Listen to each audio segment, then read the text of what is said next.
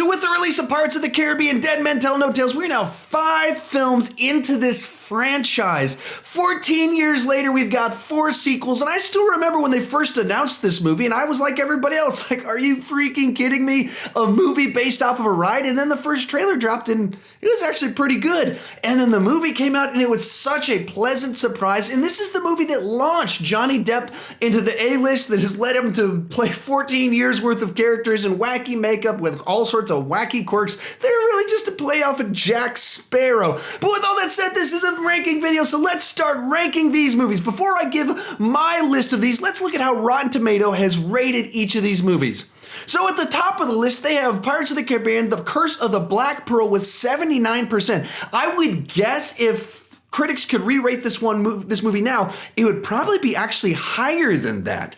But with that said, this is the only movie in the franchise that actually has a positive score on Rotten Tomatoes. Coming in second is Pirates of the Caribbean, Dead Man's Chest with only 54%, so a pretty significant drop. And then dropping a little bit even further down from there is the third film, At World's End with 45%. And then dropping down to 32% is both On Stranger Tides and Dead Men Tell No Tales. So I'm guessing whenever the critics all of it plays out, Dead Men Tell No Tales will either go up by 1% or 2% or drop down a little bit. But as of the time of this recording this, it is still opening weekend, so all the reviews are not quite in yet. So they're actually tied at the moment. But if you think about that, according to the actual critics, with each film, the series has progressively gotten worse until this one where it just flat lines and they're both equally not very good, according to the critics. That's their thoughts on it. Let's see what my thoughts on it. But before I give my thoughts, put your ranking down in the comment section down below. I would love to hear your thoughts, both on how to rate the movies, the general consensus on it, as well as the critics and their take on it. I'd love to hear all your thoughts on it, but in particular, give your rankings down below so we can have a lively discussion about them.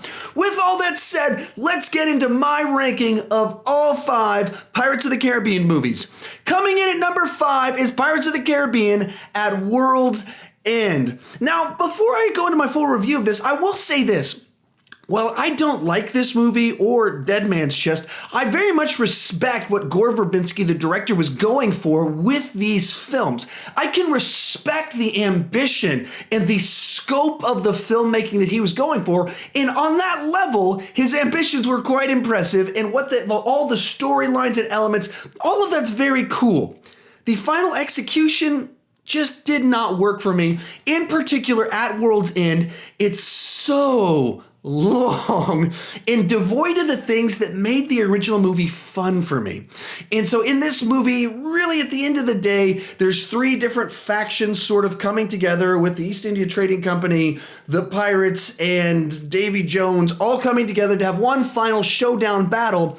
But because of the way the story worked in this film and the previous film, there's no one really to root for. They've made everyone a pirate. They've made everyone evil. And so everyone's motives and everyone's actions are nefarious. They're all kind of bad. Even our Orlando Bloom character is doing shady things.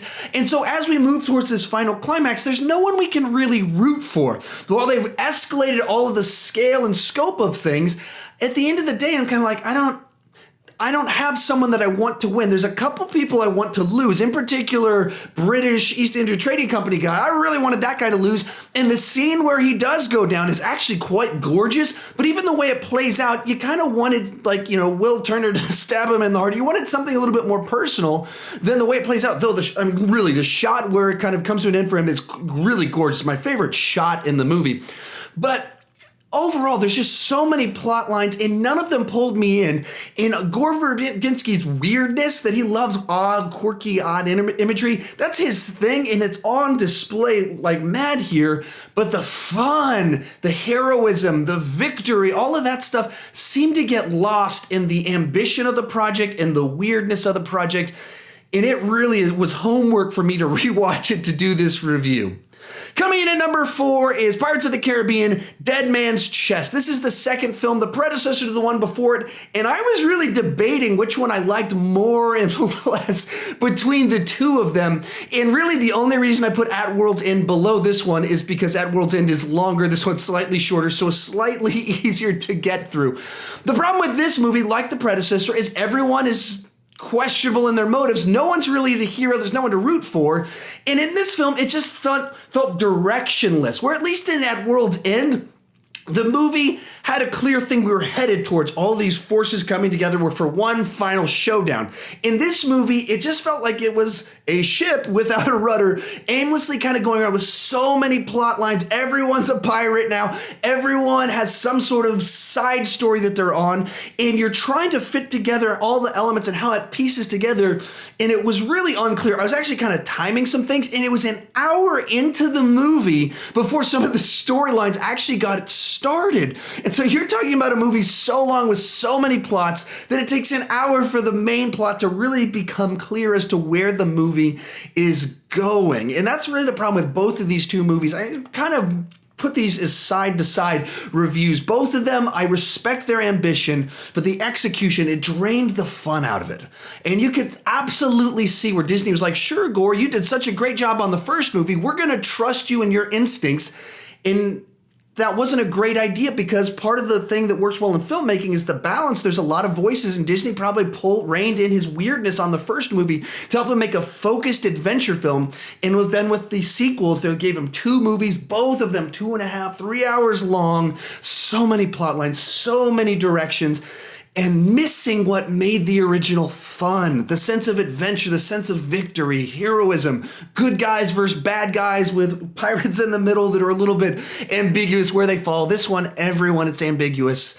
And so I think also one of the problems with the sequels is that so many things worked so well in the first movies that we loved all the characters that they went, let's bring everybody back.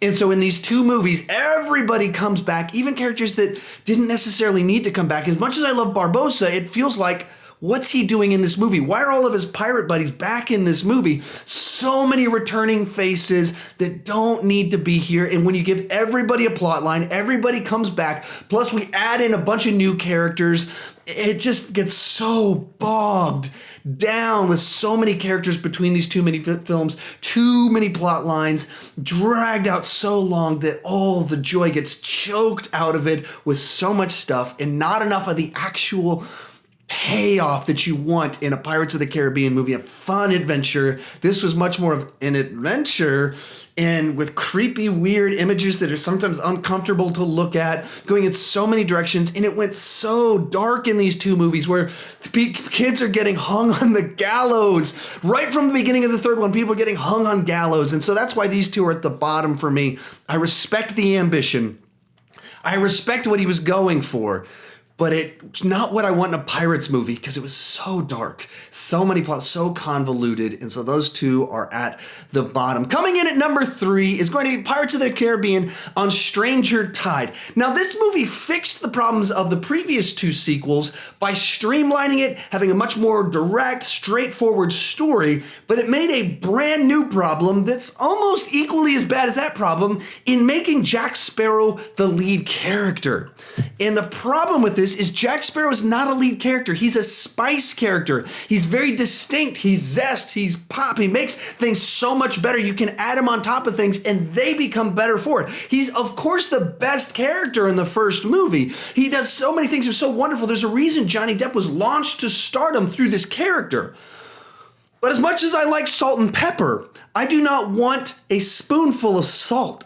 Ever. I've done it before. I was in middle school. I did that stuff all the time. It was horrible. I don't want a spoonful of pepper. I love sushi. I love wasabi on my sushi. I've had a spoonful of wasabi. It's a fun parlor trick to have fun with your buddies. It's not delicious. And this movie is a spoonful of a spice. And that's Johnny Depp in this role. And in particular, it's the 4th film, is starting to feel a little bit tired anyway. And so then when you have him in that role just as the lead character, and they try to bring Penelope Cruz in to balance it out a little bit, and you have some of the other characters, but he's not a character that works as a lead character because you don't want him to grow and change. Part of what makes him special is who he is, and he's this wacky, weird pirate that you're torn between the fact that is he incompetent or is he the greatest pirate on the planet? Is he just lucky or does he have a master plan? And going back and forth, that's the fun of the character, fully established in the first movie where you don't know he's the worst pirate I've ever seen or is he the best pirate I've ever seen. That's what makes him so much fun. You don't want him to grow. You don't want to change. You want to see him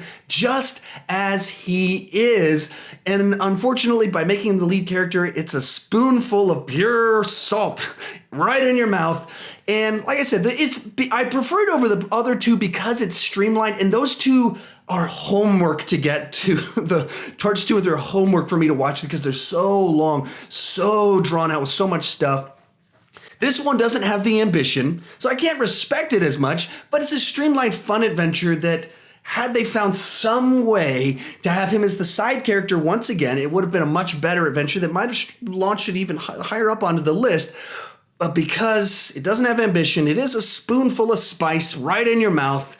Comes in at number 3 on my list. Coming in number 2 is the movie that just came out, Pirates of the Caribbean, Dead Men Tell No Tales. Now, this movie is a very nice return to form for the series in that it kind of in many ways copied the template of the first movie. The story is quite different. It goes in different directions, but it involves 2 young adventurers who end up partnering up with Jack Sparrow, who has the questionable motives, and Barbossa joins along on the ride, fighting against a ship full of ghost sailors, trying to find some item. So in many ways, it follows the template of that movie. It has a much more streamlined story along the lines of the first movie or the fourth movie, while correcting the error that I believe they had in the fourth movie of having Jack Sparrow as the lead. Here are 2 new characters. Henry and Corinna are our 2 lead characters, and we follow them and have a much more fun adventure. Now, this is a good movie. It's not a great movie. The storytelling's a little bit choppy, and much like parts 2 and 3, it doesn't balance all the storylines as well as part 1 was able to balance the storylines. And so it feels like you shift a lot of focus onto Henry for a while, and then we shift over to Corinna for a little while, and then we shift over to Barbossa for a while.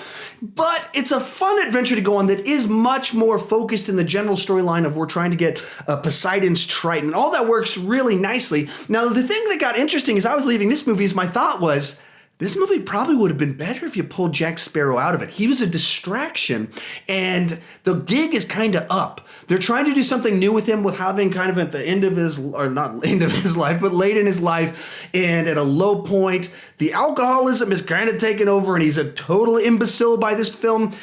But all that makes him a less interesting character. The spark that made him so fun, and even really the first 3 films, is kind of lost here. And so I'm thinking this movie could have worked really better, maybe without him. Give us more time to focus on the storylines of father stuff with the Henry character, Corinna's search for her own reasons, Barbossa's kind of emotional journey. Even what they were trying to do with Jack Sparrow in this film, I felt they did better with Barbossa and this idea of pirates later in life reflecting back on things. That's kind of what both of them are doing. But Barbossa's a more well-rounded character that you can have more depth to, so Barbossa works better in this film. So all a very fine addition to the series, but for some people, I can see how this one would feel like too little too late if they were burned by the previous 3 films in the series. Now, with all that said, that brings us to number 1 on our list, and of course it is Pirates of the Caribbean, The Curse of the Black Pearl. As I said before, when this movie first came out, this was a special movie. This is a movie that no one expected it to be good, and then it wasn't good. It was great. This is the type of movie for me that I think that parents are going to be showing their kids for decades. It's going to have a lasting effect because it's a timeless adventure. And what works nicely in it is that you have Elizabeth and Will as the good guys, you've got Barbossa as the bad guy, and then you've got good guys that are kind of antagonistic in the story in the British soldiers, and then you've got bad guys like Jack Sparrow doing good things. And so you have the full spectrum of morality and good guys and bad guys in this story, which makes for good drama and fun storytelling because you have all of it in one movie. And so I worked with teenagers for about 10 years, and I would re-show this movie to teenagers almost every single year. So by the time towards the end there, these are kids that were like 2-3 years old when the movie first came out, and everybody loves this movie. Every time I watched it, I liked it just as much as I did before because it's so fun and fresh, and it just moves really quickly from scene to scene, and they're all memorable. Like Jack's entrance just feels special and powerful, and he starts talking, and you're like, This character is so fun to watch on screen, especially if you haven't rewatched it in a while. The freshness just pops every single time. And it's not just Jack Sparrow. Like, Barbossa is such a well-rounded villain that you love him just as much as you love everyone else in the movie. And it makes total sense that they brought him back for all the sequels because of how good he is. Though I don't know if that's a great idea that they ended up doing that. I understand why they would do it because he's such a great character. And all of the little pirates or the British soldier, the two goofy British soldier guys, all these characters that populate this movie are all fun to watch. And the thing that makes this movie so interesting is our kind of lead swashbuckler character in Will Turner might be he's the least interesting guy in the whole thing. The guy that's the good guy that we're on the adventure with. He's like the least interesting person in the whole movie. Probably the worst actor in the whole movie is our lead guy. But because this world is populated with so many fun characters, it's okay that Will Turner's kind of a vanilla character with kind of a vanilla pretty face actor in the role. And it takes us through this wonderful ride of great swashbuckling action, great ship action, and then ghost effects used to just the right amount to where you're watching it and it's not quite icky and off-putting. It's just perfectly like, ooh, spooky world, and played in a way that it's a big reveal when it turns out that they're ghosts. Like, I imagine if there's I don't know if anyone actually watched this movie that didn't know ghost people were in it, but that would have been so cool to experience that for the first time. And if I was to try and have some negatives with the movie, right off there, like I said, Will Turner and Orlando Bloom, kind of vanilla, passable enough, not particularly great, but good enough for the movie. And it does feel a little bit long as you go through the movie. It could have been trimmed by probably 15 minutes, and especially as you go through like the second, third act, there starts being a little bit this back and forth to the island stuff going on. But at the end of the day, that's it. And I don't mind when you're on a fun adventure, it being a little bit too long. It's spending a little bit too, it's like eating too many bites of the ice cream and being like, all right, I'm a little bit sick of my ice cream. That's not a problem in my world. That's just, hey, it's something to mention. There might be a little bit too much of this great thing. This is such a fun adventure that, like I said, I think people are going to be watching this one for a long time. And I can't wait to be able to show it to my kids. But anyway, that is my ranking of the Pirates of the Caribbean movies. How about you? How do you rank these movies? Which one's at the top, which one's at the bottom, and everything in between? Let's have a lively discussion down below, because this is one of those franchises that after most people really love the first movie, and then it gets pretty divisive in that other stuff as to which one's what, and how much they hate the second two sequels, or first two sequels, all that fun stuff. Let's have a lively discussion about it down below. If you're new to my channel, please consider clicking that subscribe button. I do movie reviews, movie ranking videos, as well as some TV reviews, and I got this thing called Masters of Movie Trivia, where me and some other YouTubers compete in movie trivia to decide who the master of movie trivia is. If that's your kind of thing, please check that out. We actually dropped a new episode just yesterday as of the filming of this video. Love it if you would check that out. And as always, thank you for watching.